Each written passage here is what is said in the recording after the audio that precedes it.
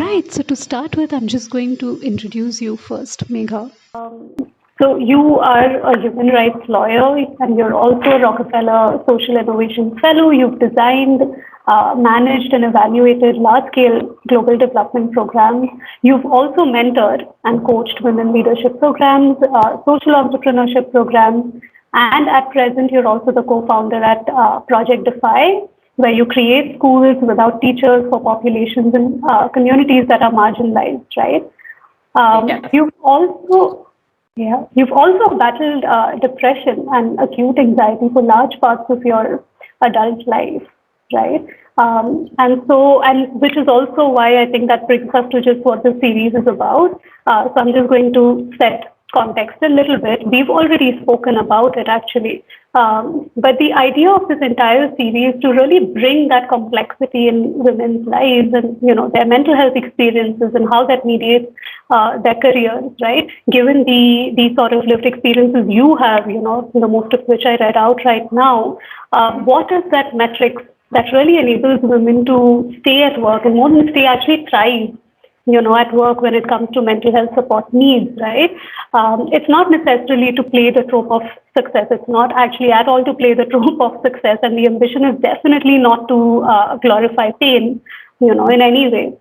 But really to just showcase how diverse lived experiences are, right? And why, the attempts at sort of homogenizing mental health experiences when it comes to designing mental health programs for workplaces, right? How that may not necessarily be, say, the right or a wise approach, right? So that's the intention behind this series, and I can't wait to hear about your life and just your lived experience and what your professional journey has been like, right? So I think we can begin with the whole cliches that we hear about professional success, the aphorisms that we hear about professional success, and just how they played out for you. Was there any truth? Did you receive any of that advice? You know. Yeah, absolutely. First, thanks for having me on for this, Ganga. This is, I think, such an important and so needed, to talk outside the context of the success stories, the whole narrative of around just how you push through, you plow through, and you become successful. So thank you so much for having me. I think it's great to be able to talk about these things which are outside the context of what we call workplace success. So I think your first question is very apt. I don't think any woman who started out her career at a young age, and or even when she went to college, was not given these tropes, and are not given these cliches, and I think every young girl has heard them. I heard them too. So the ones that I heard and were often repeated to me were, fake it till you make it. The other one that I was constantly told was, don't look at the job whether a man can do it. You can probably do it better than a man. The other one that I heard for success was, you will probably be more useful at workplace because women bring a certain emotional balance to the team, and therefore, they thrive a lot for that. That was the other one I heard. So amongst this was also the whole narrative around, if you should be able to push your way through the top, you should just be able to get through things. There will be bad days, you'll probably not get along with people, but you should be able to push through. And I think that advice came through from a very young stage, from the time. So I went to law school. I initially wanted to, really practice law, get into the human rights law sector, which is what I was training for. And so my experience of workplace exposure began very early when I started going to law offices, started being with law offices for internships, right? Now, the thing is, when you're in college, you're probably first being exposed to what workplaces look like, right? Outside that campus, which for most part is okay, is safe, maybe not for major part. But then workplaces is something you get exposed to through your internships, is how even I got exposed to it. And interestingly, back in the times when I was going through this process, we heard this a lot at those places, right? We were constantly being fed that for you to be successful in comparison with your male peers, you had to push through and you had to just plow through as hard as what they said men could do. And I do remember seeing women who were successful. I do remember seeing women who were these who were successful, who we were told to look up to as mentors, and we thought that that's an amazing thing to do. And then I also remember seeing that how much farther they had to push themselves, right? So uh, we were constantly being fed this ideal of a workplace, which was that for women in the 21st century, if you were pushing yourself hard enough, there was a lot for you to accomplish. And I think what we were not shown, especially as young women, was the behind the curtain story, right? So, and that's something that I think started happening to me, as I started noticing more of these things. So um, now these cliches of show up at work no matter what, the cliches of push through even if you are not able to get along with people, or fake it till you make it, right? Now, for larger part of a woman's lived reality, they don't hold true, because the fundamental truth about her is that she's living not just double lives, triple lives. She's probably living probably 1,000 different experiences, and maybe those many different lives in their own behind just when she leaves the workplace. And so, therefore, what she brings into a workplace is not just like a man, which is, left the home and just walked into work, and that's it. Like, you can just come, leave behind everything else and just start focusing on work. Whereas a woman, probably between the home she's living in and the workplace she's walking up to, she has probably experienced 10 or 15 different uh, incidents, or 10 or 15 different interactions in itself, that then decide what our mental state at work is going to be on a particular day. And so I don't think that these cliches apply or are in any ways applicable to women who show up actually despite all of these. And because they can't be, right? How do you expect a woman to fake it till she makes it? How long do you expect her to fake it? How long do you expect her to keep faking it, if she's coming from a background of probably having gone through an altercation in the morning where she was probably multitasking, getting a kid ready, and then being told that she's not good enough, and then having to come to a workplace and having a manager tell her too that I just didn't like what you gave to me as work yesterday. Then how long are we expecting her to fake it till she makes it? And at what point are we going to be even cognizant about the fact that it's taken a toll? There is an unseen toll that she's taking on every day with every incident. So I and I have a reasoning for it. I think these cliches, were created because workplaces were built for men. Workplaces were never built for women. I mean, traditionally, historically, men were supposed to go out and work, right? I mean, it's recent past that we have allowed women the right to work, the right to have financial independence, and therefore be able to have work access. And so I think all these cliches were built because the workplaces were built for men. They were not built for women. They were not this, therefore, still, and because we carrying on legacy workplaces, therefore, I think we're still not building them, keeping women and people who ascribe to being a woman as one of the pillars of the workplaces.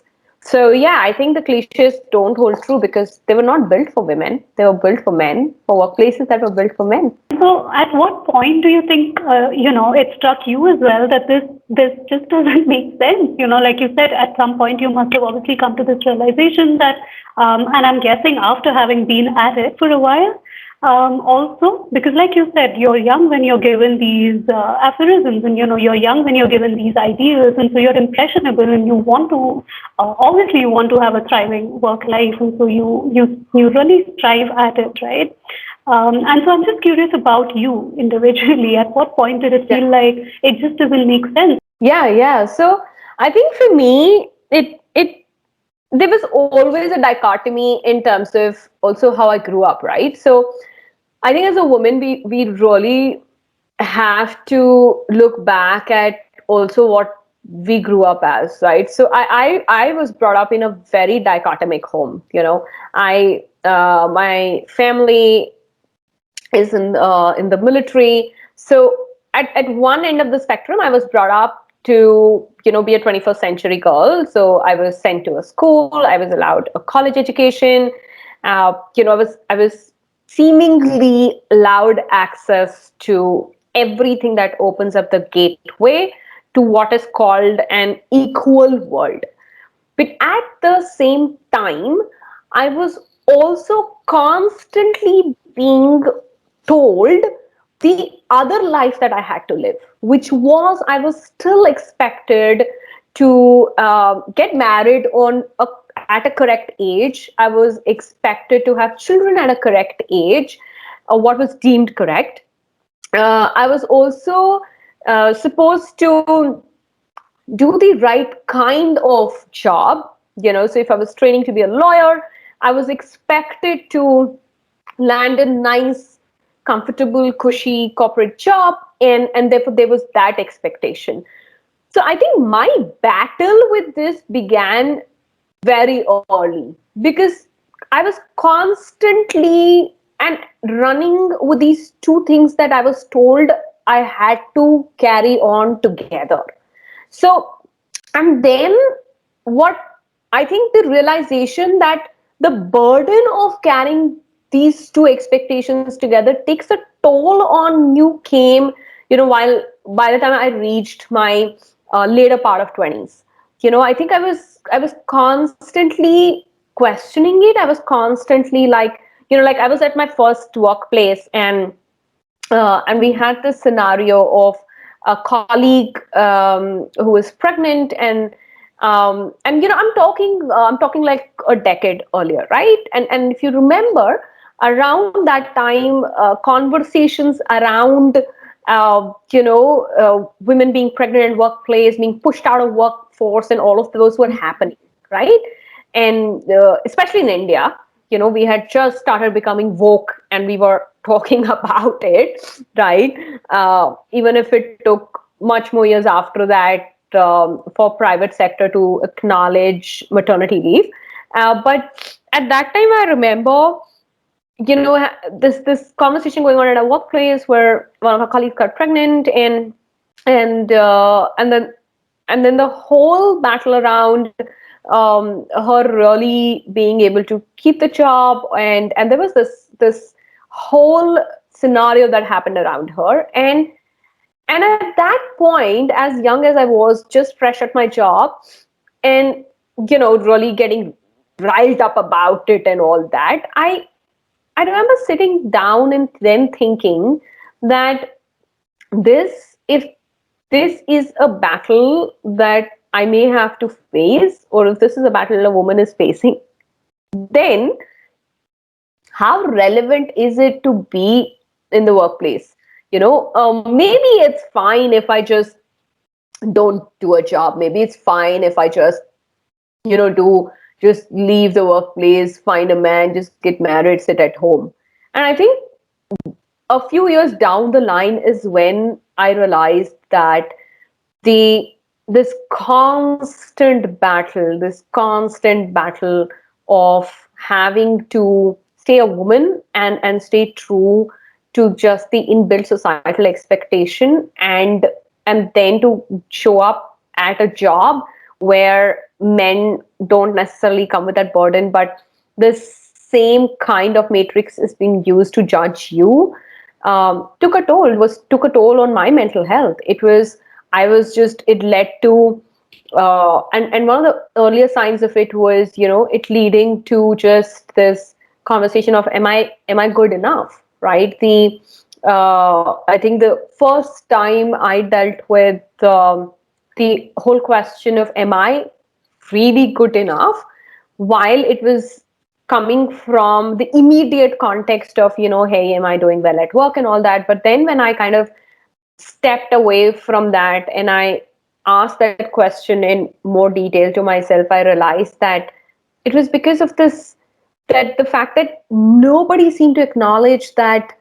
I was dealing with way more than just how good are you at work. I was coming to to that job with just 10 things probably that I was told at home even before I entered my office gate. And so I think it was in my late 20s when, uh, also I think that was the age around which I was able to finally kind of push back a little. So, I reached a point of being able to tell things back to my parents. I was able to kind of tell things back at workplace.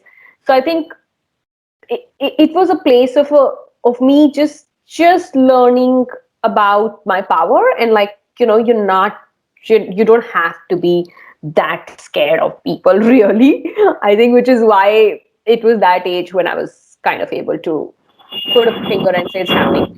So, like you said, I think it's very, very gendered, right? The way progress is Yeah. measured, the way, the feedback that you get from your work environment as well. It's so gendered. Like you said, women bring so much more when they come into the workplace as opposed to, say, men, right? Yeah. And so I'm also curious about how your work environment responded to this. And so, the feedback that you got as you went through jobs and, at your different work assignments, what did that look like, right? And you also said that there was a lot of mental health turmoil that you struggled with as well. Also depression you mentioned, right? So what did that look like when you say entered a job or when you entered the workforce, and how did the work environment respond to you, right? Sure. So to begin with, honestly, Ganga, I don't think it existed. I mean, I'm still talking years before, so there was no language to it. To be honest, it's almost like, that the analogy I often use to say that women's mental health issues are significantly different than what men experience. And I often use this analogy, which is that, for the longest time, we didn't think women can have orgasms, right? It's the same thing that for the longest time, there was no language around it. There was no understanding around it. It was, I mean, for heaven's sake, it took us this long to even acknowledge that the fact that every month we go through periods, and therefore periods for us can lead to major mental health distress. It's taken us this long to get there, right? So I mean, back in those times, there was nothing around it. Absolutely, there was, depression wasn't something that you spoke about at all. um, the mental health toll that it takes on a young woman navigating a workplace where harassment is still a lived reality, and how it connects directly to her mental health, and therefore connects to her understanding of her capacity at work was not even, I don't think it exists even today for that matter, honestly, right? I mean, Posh, if you look at Posh also, it just talks about really just the straightforward thing of, hey, somebody said something and therefore is it sexual harassment? But we are not even talking about, just the years and years of carnage it leads on a woman's mental health, right? So honestly, it didn't exist. It in a lot of ways it still doesn't exist. All right. I mean, I founded a company. I run a company, and yet there is no nuanced understanding around it. There is no gendered understanding around it. So for me, it was very personal journey. Because for me, I was also on a path of actually not following what I was dictated to follow, right? Um, so the whole turmoil, the whole battle with depression was a very lonely journey, at least in my 20s, right? It was I was struggling with it on my own. I was doing whatever it took to get through it on my own. I kind of, it's in my 30s, I will say, that I was able to find my own strategies.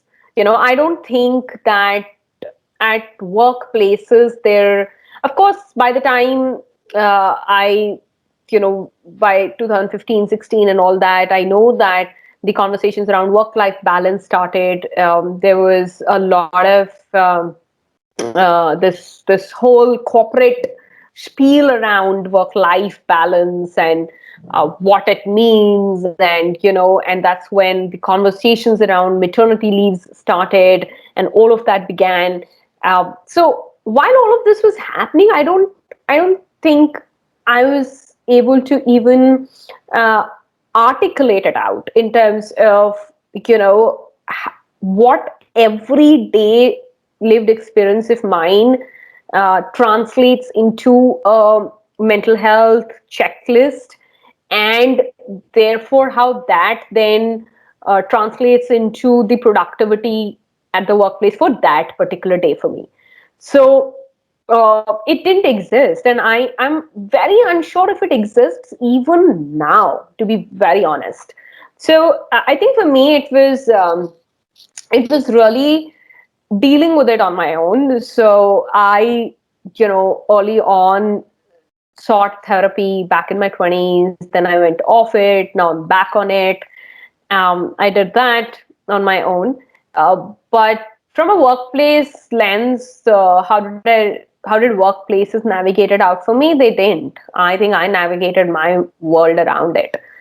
There was nothing available, and I'm very unsure if it is still available. It sounds like, I mean, it's pretty much internal facing. All the strategies that you had to try, the ways that you navigate your mental health in the workplace, right? But if you were to sort of, again, think about as you journeyed through different workplaces, were there any sort of things that stood out? Maybe not formal systems, right?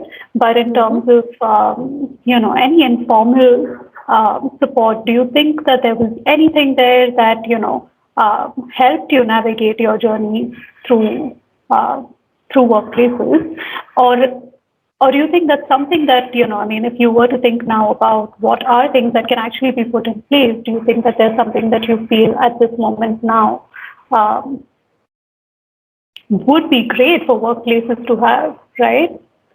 Yeah, yeah. So I think one of the things was that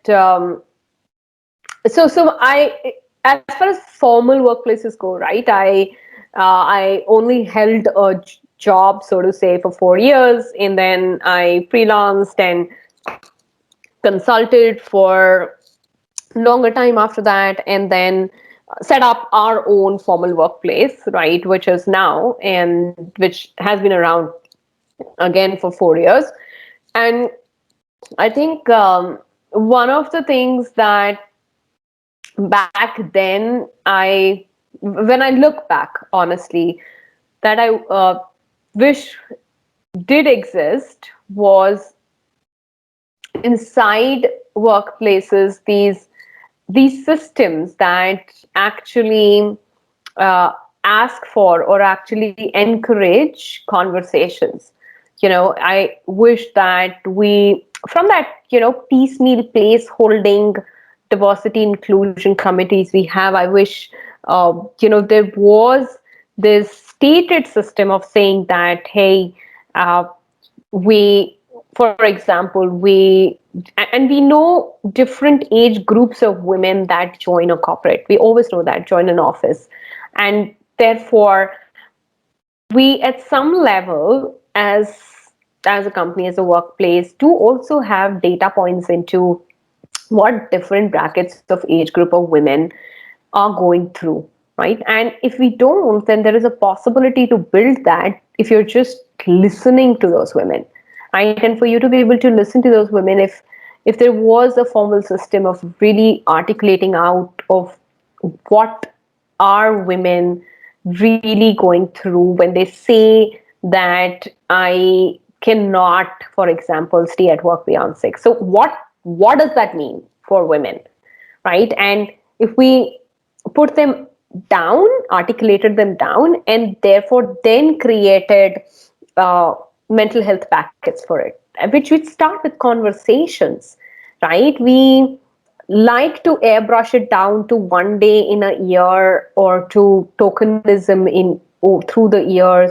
But what we don't do is necessarily ask these women at our workplaces from when they join us till their lifespan in the workplace, in terms of, for those brackets, what are those significant experiences that impact them at work or impact their work. So we don't hear that. Again, I'm going back to things like, while we have posh that exists, which means that, you know the HR of the company should be doing these sessions every few months, refresher sessions, etc., etc. They've still not created a matrix of, what are the conversations that can be driven around. Therefore, what happens when a woman goes through one scenario of sexual harassment, or just even harassment, through the through the significance of the work she's holding, and therefore then what, for the next 1 month, 2 months, or 3 months, she's going through in her mind. There's no one to talk that out with, right? While people might empathize with I for example, I've had seniors or mentors I could go to and tell them, this happened. And I remember this significantly when I was going through my freelancing years. And the point was that, you pick up multiple projects, you do that. And while that happened, and I went through this one particular company where the individual who's supposed to take the hiring decision, you know, turned out to have very shady behavior, which I was unable to really articulate for myself. And I had to let go of that opportunity because I spoke to a mentor of mine and she was like, no, this is exactly what you think this is. And, you should take a decision based on that. While I had to let go of it, the fact of the matter remains that for the next few months, that one interaction played out on the distress of on my mental health, and therefore how I connected it back to my significance at work, right? So now and every woman who is working inside workplaces is going through some significant experience. So can we have spaces to articulate nuanced experiences? Can they not be boxed up and generalized with just overall workplace well-being? Because there is nothing like overall workplace well-being. Women who are entering those gates are experiencing something from the time they get up. So can we therefore have spaces to talk about it in more detail than just the upper layer conversation of, hey, yes, we're a good place to work at because we give period leaves. But what does that do? What does uh, being on maybe life-threatening period pains do to a woman's mental health? Because she is probably apprehensive of taking those leaves. Like, I'll give you an example. At our workplace right now at Defy, we've had period leaves even before it was cool to give period leaves, right? And all of that. And I noticed that most of my women employees are not necessarily utilizing it, right? And then that was interesting to me, because then I asked them, and then I was like, hey, what's happening? Like, this is not just on paper, and I know some of your experiences. So what's happening? And that's when it came out, and they said that, yeah, but it feels like, why should I just take that day off? There is so much happening on that day. Or they will take the leave and they'll be like, I'm on period leave today. That's a note that goes out to the team, but I will be available for calls and I'll be available over messages, right? Which again beats the purpose, right? Because there is this underlying toll it's taking, right? For that day, just the mental conversation a woman is doing with herself is what then spirals, right? That's what spirals most times for us, especially as we live lonelier and lonelier lives. So I honestly think systems could create more nuanced conversations and topics of conversations to be able to then build better support structures for the women. Yeah, yeah. So I'm hearing you say like really deep dive into personal lived experiences as well, right? Instead of looking at just extrapolating what are the larger pieces of women's lives and experiences that they can create support systems for.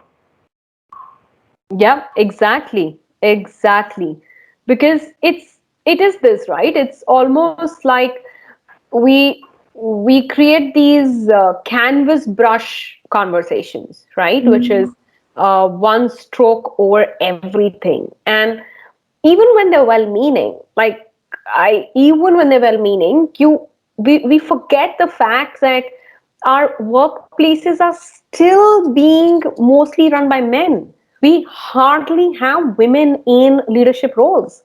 We're still struggling to put women in boards, right? And I'm sure you've heard that, you've read about it. It's the most spoken interview of the CEO of Pepsi, right? And when she says, and it went viral when she says that, when I was offered the role and I called my mother, and my mom's reaction to it was, all that is fine. Make sure you pick up a packet of milk on your way back because your husband needs tea in the morning, right? Now here's my thing, right? That as well meaning as our inclusivity policies might be, the fact of the matter is that women are still struggling to articulate their lived experiences. Most women go through massive depression simply because they've been going through denial on what happened to me, right? I mean, I know young women today who go through workplace harassment, who go through sexual harassment through men, and then for the next 3 or 4 years are on severe depression and severe panic attacks and all of that, right? And they're spending the next 3 to 4 years just battling that reality through therapy, through friends, through medication, and and parallelly she is questioning her career, right? So she's, because your workplace is still telling you to show up, isn't it? It is still telling you, show up, get the job done. And she is. And when she's doing this and parallelly battling major mental health crisis because of what has happened to her body, because women also internalize body pain through their mental manifestations, right? Our mental traumas our bonds are such, right? So it's, I think, therefore, as well meaning as our inclusion diversity conversations are at workplaces, I'm a part of a lot of them, I hear them, all of that. I honestly don't think they're going to work till we actually are able to honestly, as leadership, are able to stand up and say, hey, I still don't understand this. I think we need focused groups of women in different age groups going through different experiences to, like, for example, maternity leaves, right? When women come back from the maternity leaves, how many corporates actually have groups where she can come back and honestly talk about, like, what the process of giving birth does to her mental health, right? Young women, how many, like, I wish, I had it that when I joined the workplace, there was a space to talk about how family pressure of marriage and children messes up with my mental health over a period of time, and therefore how does that articulate at work for me. I wish there was those spaces available at workplace to talk for, right? Which I'm sure every young woman goes through when she joins an office, right? At mid-stage career, like now at this, I'm 36, I'm leading an organization right now, I'm supposedly in the leadership line and all of that, but the fact still remains that my everyday interaction with workplaces that are built for men, with men who are in leadership, who are still unlearning the burden of misogyny, of patriarchy, and all of that. And the fact that I still go through, not being seen in the room. I still go through, still having to battle existential anxiety because just my fear of getting attacked, or just being, being looked on as an object, even in a professional conference or any of that. And what does that do to my mental health every day? I wish there were spaces for that, right? So I think that doesn't exist. We're still not, and my fear is also with the mental health conversations in the, now at least we're talking, they're not taboo anymore, but they're still being very generalist. They're not trying to, we are not trying hard enough to really say that they're differently experienced by women than by men. Yeah.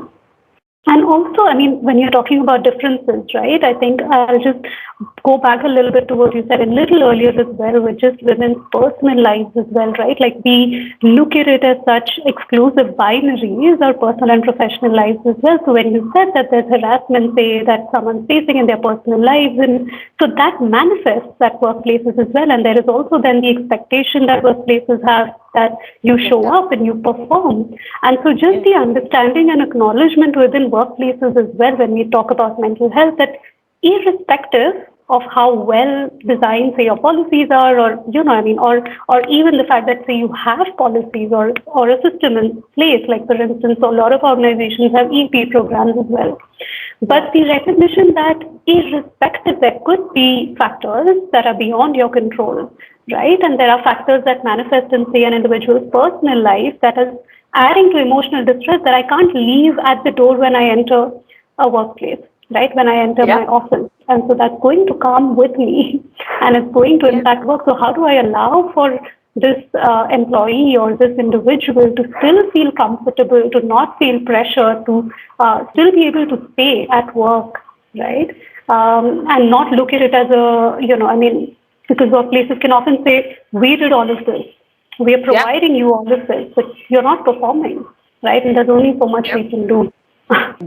Yeah, absolutely. And this, I mean, I acknowledge the reality I live in, right? Which is, we are living in a capitalist framework. We are, right? Our workplaces have been built off to, take out every last bit of blood out of us, right? That's just the reality of most workplaces. And I think I'm not in denial about that anymore, to be honest, right? And I'm not even expecting that we will suddenly live in a utopia and in a super empathetic world. That's not going to happen either. But at the least, I think we need to push the conversation on mental health to look at the nuances of mental health from a gender lens, right? I think that is where the change probably will begin.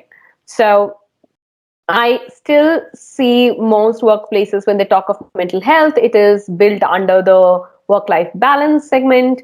It is built under, really, that's where they segment it out, and it's not significantly about really understanding where do mental health traumas come from, right? Or what are different triggers of it, and for different age groups of women, they will be different. So I think that if we start there, if you're able to push the conversation to that extent, I think only then can we actually say that yes, we've achieved something with having mental health conversations at workplace. Otherwise, for me, it's just, I don't think it's helping anyone. I was thinking specifically just in terms of mental health as well.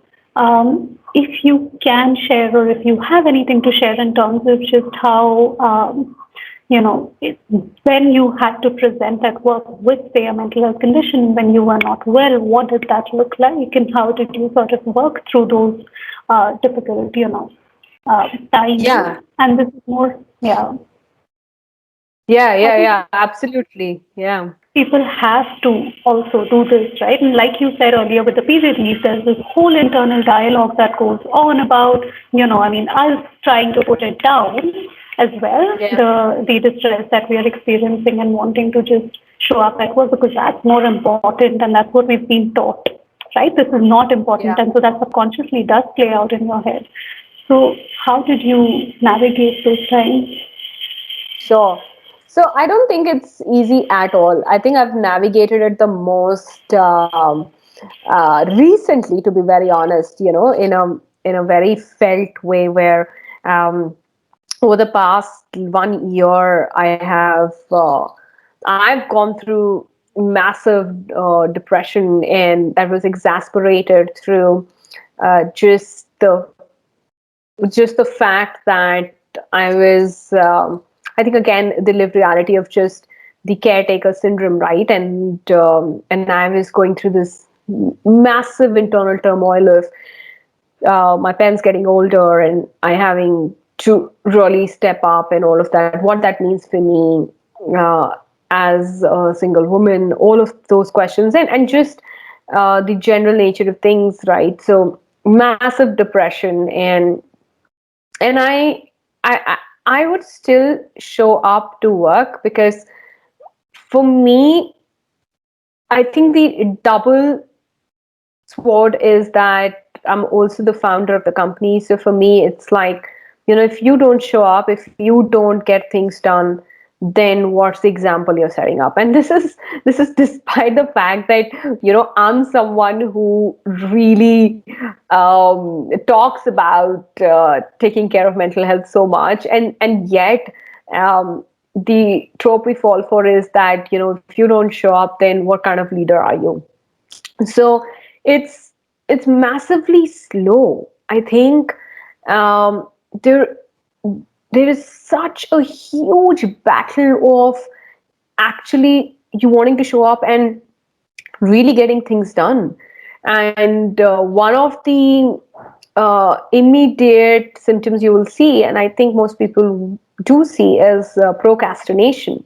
So you show up and you want to get things done, but you're you're just so slow in connecting the reality of what you're living with and with the fact that what has to be gotten done at work, that you just procrastinate to the extent that then that leads to you really questioning your worth, if you're good enough, if you're somebody who should even be be doing this.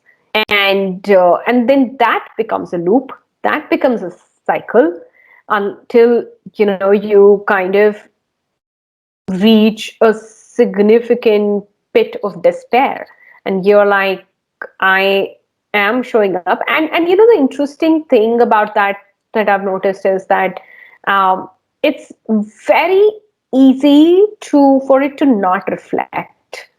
And I realized it because at the end of the year team meeting is when I spoke about it.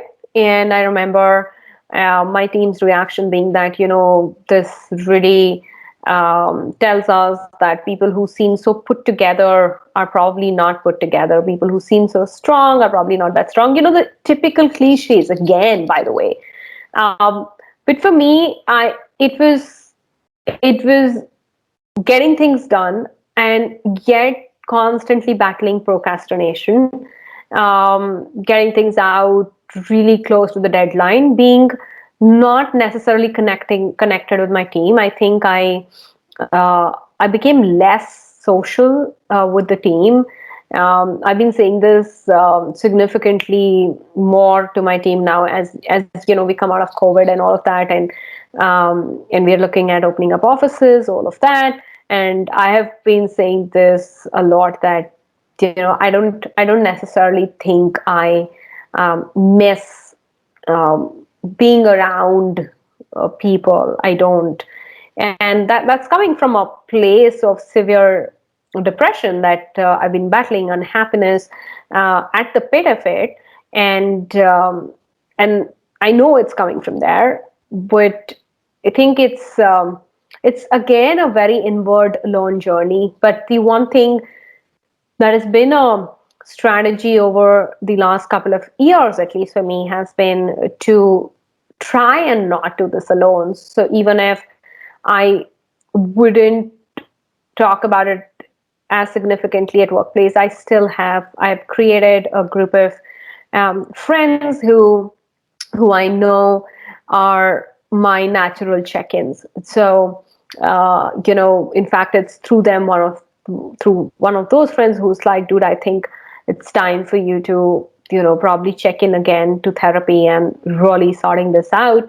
So I think over a period of time, one of the things that has really helped me out is really creating this network of friends who get it, who really get that little change in my behavior, my usual things that I do, and them not being done, and pointing it out. So I think that has been helpful. But I think at workplace, it is still, I can't seem to shake off that unending voice in the head, which is like, you have to get things done, because otherwise, why are you here? Otherwise, why are you working? Why do you need to, right? You can just like check out of here and then don't be here. So therefore, I still show up every day. I still get things done every day.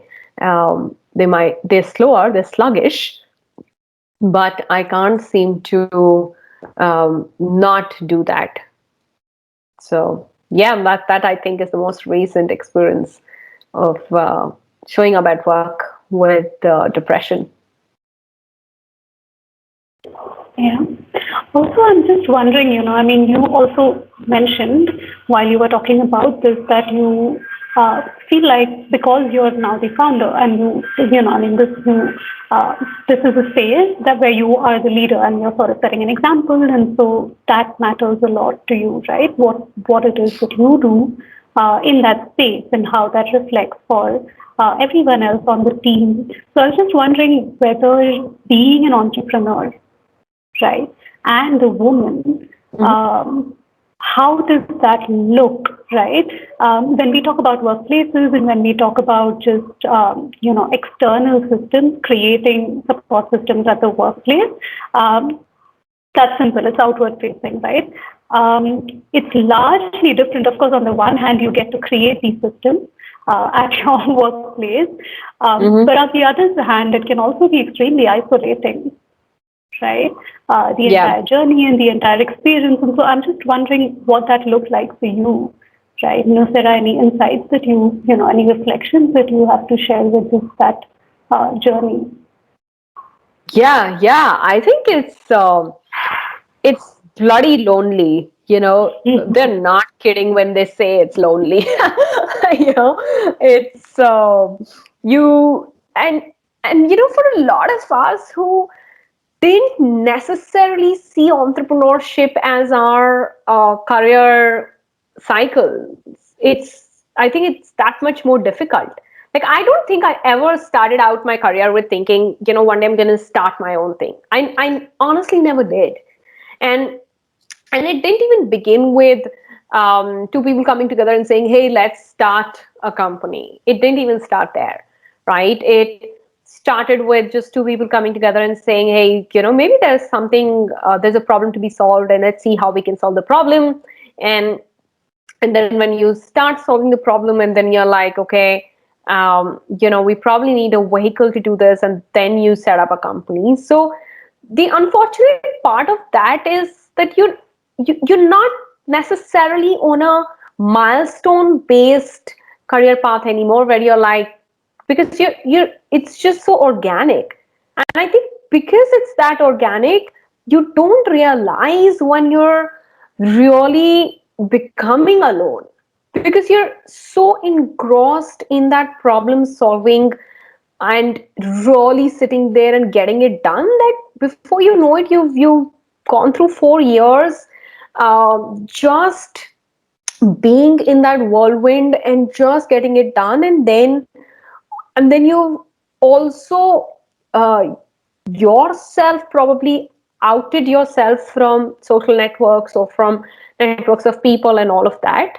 And I think Mm. the initial years are the most lonely, right? You're the struggle.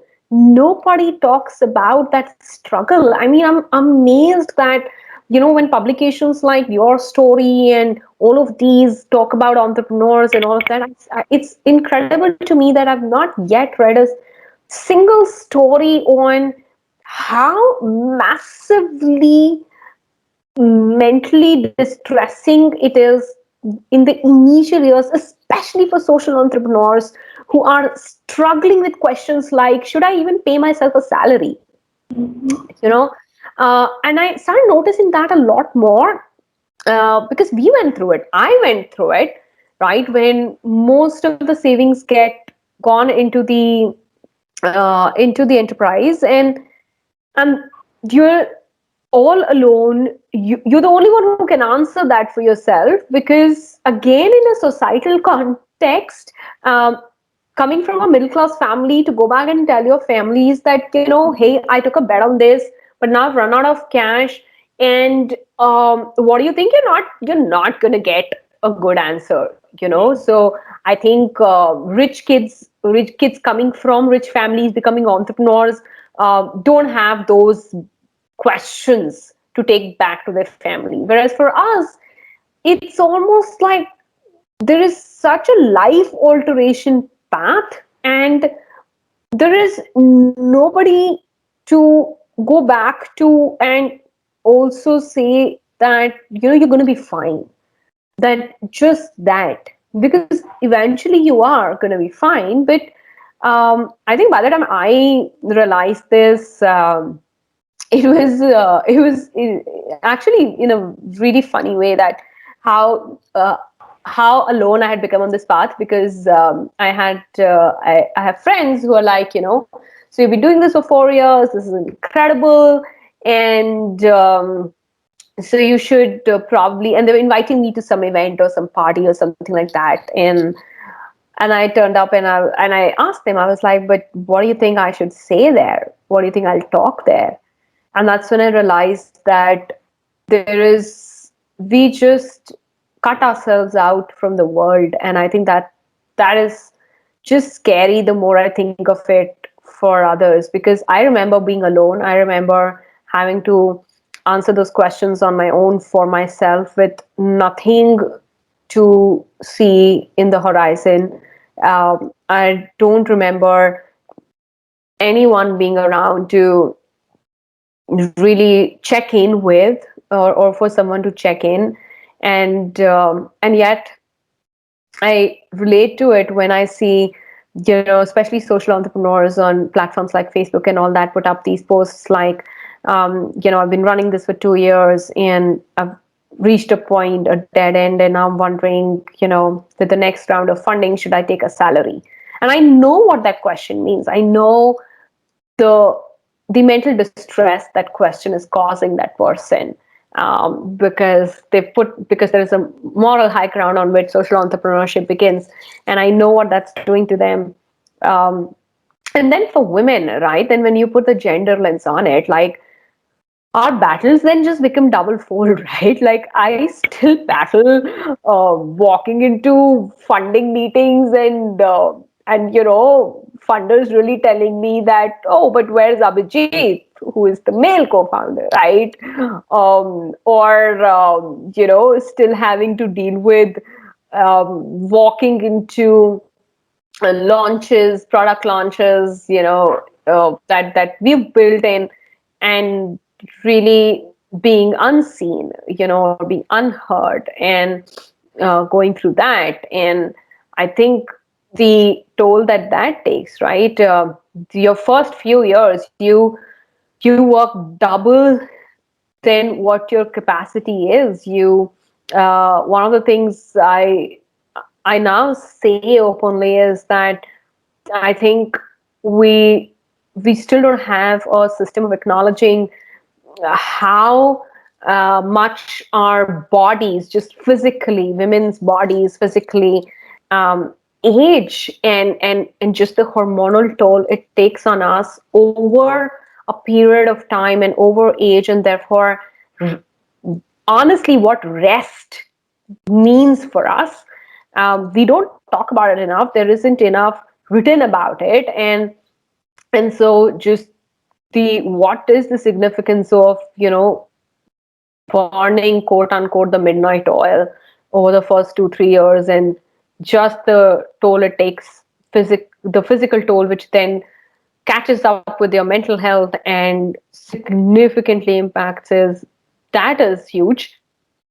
So I think personally it's been, um, while the highs are so high, and I think that is what keeps gets us out of it, um, but I wouldn't necessarily say that the entrepreneur ecosystem is promoting healthy or safe parameters to become entrepreneurs either. I still don't know any circles, any groups where you we allow entrepreneurs to, or encourage them to come and talk about it at all. So yeah. Given just the different contexts that we have covered as well today, right? If we were to sort of just summarize it, right, and if I were to ask you in a nutshell, what are the things that you feel, right, if we bring the gender lens to mental health and careers and women's careers, what do you think would be, say, your top five, top seven takeaways or insights that you would like to sort of, put in a nutshell? Sure. So I think the first and foremost for me would be that women lead a very intricately nuanced life, which is significantly different from men. And therefore, their mental health matrices have to be defined differently than men, which then have to be calibrated with whatever workplace productivity matrices mean, which we are not doing currently. I think that's super important to be done. And that has to be the lens on mental health and workplace productivity, from a gender lens. Second, I think we have to start also within the mental health context, start promoting and really start saying that, the women mental health and especially mental health distress is driven by a lot of physical and a lot of um, physical stresses and physical experiences she's having, and therefore workplaces have to really work that much harder to provide safer, to provide more mature, to provide a realistically safer workplace for women. Because while we may have good intention policies in place, we have to be going over and beyond just these policies and saying that every incident takes a toll on her mental health beyond just what you might see happen to her physically, and then calibrate it again to whatever her workplace productivity is seen as. Third, for me, will be that workplaces have to do much more in terms of creating safe conversations. We have to have more opportunities to talk about things. We cannot stifle it down to, just one diversity and inclusion meeting and one seminar and one panel discussion. We have to create circles, we have to create collectives, we have to create places within workplaces where women are able to come and honestly tell you what is it that she has had to leave at the door when she was entering her office. We need more of this listening channels, because otherwise we are just not being able to articulate for ourselves what do women go through. um, the next one for me will be that, if you're especially in circles that are disconnected with formal workplaces, right? So, uh, freelancing sectors, entrepreneurial sectors, these are also significant ecosystems that are providing work, that are creating work for entrepreneurs and who go on and provide work to others, really building the mental health conversation into here. Here, I don't even think that just mental health uh, of the women founders or the women who are doing this freelance work exist currently. We talk about women co-founders hustling as much as male co-founders, but they're not talking about how significantly their mental health is taking a toll, and they're not doing that currently from any context. I've not heard of these conversations. I've not seen them take place. There is no work balance conversation there. At least through that, there is some conversation on mental health otherwise. So I think those have to begin. Those really have to start. And I think the last one is that just I just wish that, mental health practitioners, right, that they were significantly doing, really articulating that work from gender lens. So if that can start happening, if that can start going out to workplaces, can start going out to, there's some research around it on how the experiences are different. So yeah, those are my thoughts on this. Great. Thank you so much, Megha. Thank you so much for showing up today. No, you're most welcome, and thank you for having me.